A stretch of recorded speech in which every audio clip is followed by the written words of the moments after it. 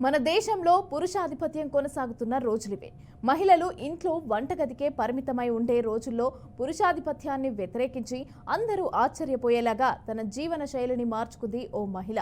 సమాజంలో మహిళలు పురుషులకు ఏమాత్రం తీసిపోరని నిరూపించడానికి చరిత్ర సృష్టించింది. ఆ రోజుల్లో ఆమె పురుషులకు ఓ సవాల్ విసిరింది. ఇంతకీ ఎవరామె? చరిత్ర సృష్టించేలాగా ఏం చేసింది? ఇంతకీ ఆమె చేసిన సవాల్ ఏంటి? Let's watch this story.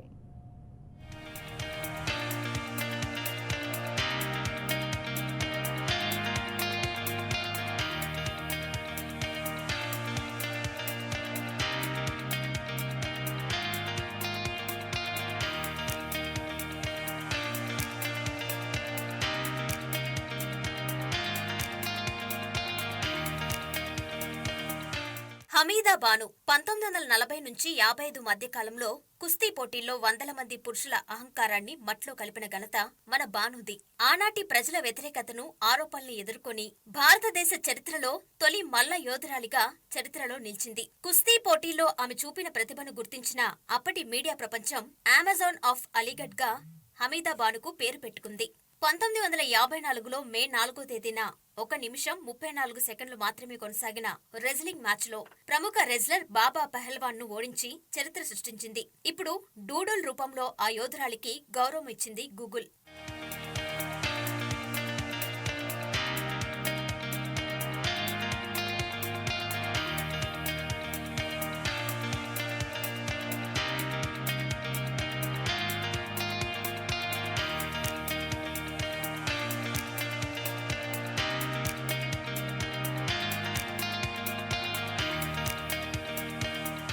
ఉత్తరప్రదేశ్లోని మీర్జాపూర్ ఆమె స్వస్థలం. సంప్రదాయ కుటుంబంలో జన్మించిన హమీదా బానుకు తన కుటుంబ సభ్యులు రెజ్లర్ గా రాణించాలి అన్న కోరికను వ్యతిరేకించారు. దీంతో ఆమె పెద్దల్ని ఎదిరించి ఇంటి నుండి బయటకు వచ్చేసింది. మీర్జాపూర్ నుండి అలీగఢ్ కు వలస వెళ్లింది.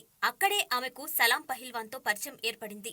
ఆయన దగ్గరే కుస్తీ శిక్షణ తీసుకుంటూ పలు పోటీలో పాల్గొందామే. ఆమె బరిలో దూకండి, నన్ను ఓడించండి, ఆ దమ్మున్న మగవాడినే నేను పెళ్లి చేసుకుంటా అంటూ పురుషులకు సవాల్ విసిరింది. ఆమె బహిరంగంగా ఇచ్చిన ఈ ప్రకటన తీవ్ర చర్చనీయాంశంగా మారింది. హమీదా బాను కెరియర్ సగానికి పైగా వివాదాలతోనే సాగింది. మగవాళ్లతో ఆమె తలపడ్డాన్ని పలువురు బహిరంగంగానే వ్యతిరేకిస్తూ ఆమెపై విమర్శలు గుప్పించారు. 1954 వరకు దేశ విదేశీ రెజ్లర్స్ తో తలపడిన ఆమెకు విదేశాలకు వెళ్లే అవకాశం వచ్చింది. అయితే స్పాన్సర్లు ఎవరూ ముందుకు రాకపోవడంతో ఆర్థిక ఇబ్బందుల కారణంగా ఆమె ముందుకు వెళ్లలేకపోయింది. దీంతో ఆమె కుస్తీ పోటీలకు శాశ్వతంగా దూరమైంది. రెజ్లింగ్ కెరియర్ మాత్రమే కాదు, వ్యక్తిగత జీవితం కూడా ఒడిదుడుకుల నడుమ సాగింది. అప్పటిదాకా ఆమె కోచ్ సలాం పహిల్వాన్ తో ప్రొఫెషనల్ రిలేషన్స్ సాగించిన ఆమె ఆ తర్వాత ఆయనతో సహజీవనం చేసింది. అప్పట్లో హమీదా బాను విదేశీ పోటీలకు వెళ్లకుండా సలాం అడ్డుకున్నాడు అంటూ ఆరోపణ ఉండేది. అయితే సలాం ఆమెను శారీరకంగానూ ఎంతో వేధించేవాడని బాను మనవడు ఫిరోజ్ షేక్ ఓ ఇంటర్వ్యూలో తెలిపారు. యూరప్ కు వెళ్లకుండా బానును అడ్డుకొని సలాం ఆమెను చిత్రహింసలకు గురిచేశాడు అని, ఈ క్రమంలోనే ఆమె కాలు చేతులు విరిగాయని వెల్లడించారు.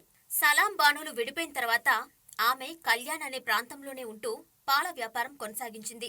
డబ్బు సరిపోని సమయంలో పిండి వంటలు చేసి రోడ్ల మీద అమ్ముకునేది. అలా మల్లు యోధురాలుగా పేరున్న హమీదా బాను 1986లో ఆమె మరణించే వరకు మాత్రం ఆమె జీవితం కష్టంగానే గడిచిందని పలు కథనాలు వెల్లడించాయి.